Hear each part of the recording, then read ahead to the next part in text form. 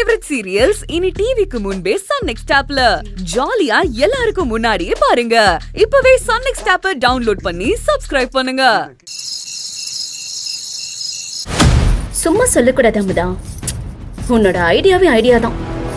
எனக்கு இது வேணும்னு யார்கிட்டயும் சண்டை போடல, அழுது அடம் பிடிக்கல.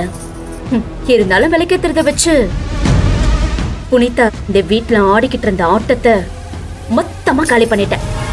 நீ கில்லாடிதாண்டே. ஆசை ஆசை இப்பொழுது பேராசை இப்பொழுது ஆசை தீரும் காலம் எப்போடே அப்பா, அடக்கி வைக்கிற அளவுக்கு நீ ஆசை வச்சிருக்கியா? அண்ணி வாங்க வாங்க.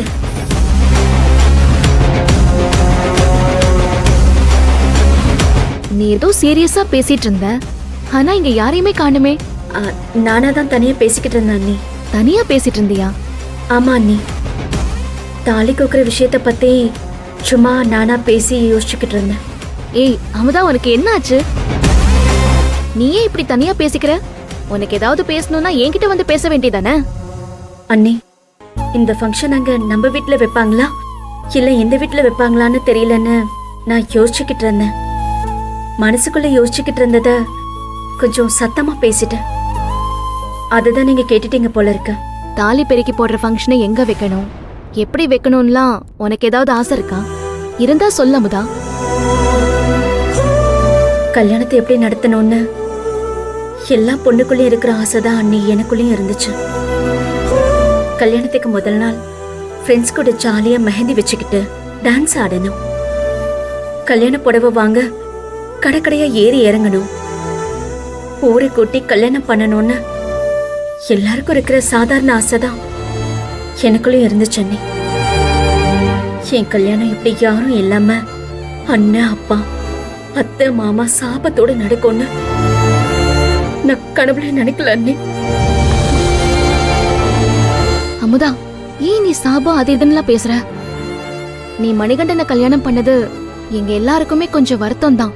ஆனா சாபம் விடுற அளவுக்கு அப்பாவும் அம்மாவும் அவ்வளவு மோசமானவங்க கிடையாது. மாமா எனக்கு தாலி கட்டும் போது அண்ணனோட கண்ணை நான் பார்த்தேன். என்னை ஏமாத்திட்டேன்னு அப்பா அழுதது என் காதுல இன்னும் கேக்குது அண்ணி. அதெல்லாம் இன்னும் என்னால மறக்க முடியல அண்ணி. இங்க பாரு அமுதா, இப்படி எல்லாம் யோசிச்சு உன்னை நீயே கஷ்டப்படுத்திக்காத. அதெல்லாம் நடந்து முடிஞ்சிருச்சு. இப்ப நீ இந்த வீட்டோட மருமக, அதை யார் நினைச்சாலும் மாத்த முடியாது. அதனால உனக்கு என்ன வேணும்னாலும் தயங்காம நீ என்கிட்ட கேளு. அதை விட்டுட்டு மாமா கிட்ட உன் வருத்தத்தெல்லாம் சொல்லி புலம்பாத அமுதா. பாவம் அவரு, அவரோட வயசுக்கு இன்னும் எவ்வளவுதான் அவர் தாங்குவாரு. அண்ணி, சின்ன வயசுல இருந்து எனக்கு மனசு சரியில்லைன்னா நான் அப்பா கிட்ட உட்காந்து பேசினா சரியாயிடும். அப்படிதான் இப்பவும் பேசினே தவிர இந்த வீட்டை பத்தி நான் எதுவுமே தப்பா சொல்லல. நீ நம்ம குடும்பத்தை பத்தி தப்பா சொன்னன்னு நான் சொல்லவே இல்ல அமுதா. நீ சொல்லவும் மாட்டேன்னு எனக்கு தெரியும். உனக்கு மனசு கஷ்டமா இருந்தா என்கிட்ட பேசுன்னு தான் சொன்னேன். எனக்கும் உன்ன மாதிரி ஏதாவது கஷ்டம் இருந்தா என் அம்மா கிட்ட சொல்லியே பழகிட்டேன். நான் உங்க அண்ணனை கல்யாணம் பண்ணதுக்கு அப்புறம் நான் எடுத்த முடிவு என்ன தெரியுமா?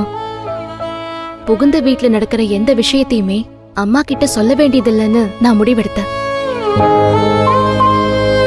ஏன் தெரியுமா? நம்ம அப்பா அம்மாவுக்கு நம்ம ரொம்ப செல்லம். நாம கஷ்டப்படக்கூடாதுன்னு அவங்க நினைப்பாங்க.